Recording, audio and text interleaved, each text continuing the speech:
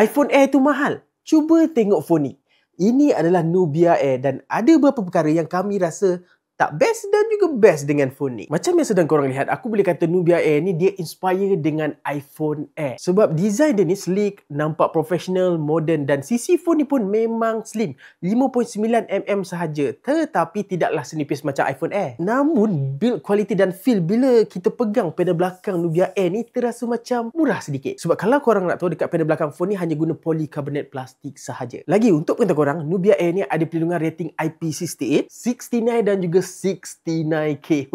Memang gempak gila. Sama macam Honor X9C. Yang ini aku memang amazed dan puji sebab feature yang ada dekat segmen kelas flagship tapi ada dekat phone ni. Skrin dia pun memang cantik sebab menggunakan paparan AMOLED beresolusi 1.5K dan menyokong kadar segar semula sehingga 120Hz. Phone ni terasa syok bila kita guna kerana MyOS yang ada dekat Nubia Air ni guna stok Android. So dekat situ memang amazed. Last but not least, aspek yang paling tak best aku nampak dekat phone ni adalah kamera dia sendiri. Walaupun semua triple kamera utama dia 50MP, tapi aku rasa aspek kamera bukanlah fokus utama Nubia dekat model ni. Untuk pengetahuan korang, hasil gambar yang aku dapat tu sedikit blend. Korang kena tweak sikit dekat Lightroom untuk dapatkan hasil gambar tu lebih versatile dan juga hidup. So itulah dia apa yang best dan tak best dekat Nubia Air ni. Kalau korang berminat dan nak membeli, boleh dapatkan phone ni ketika pelancarannya pada 17 Oktober nanti.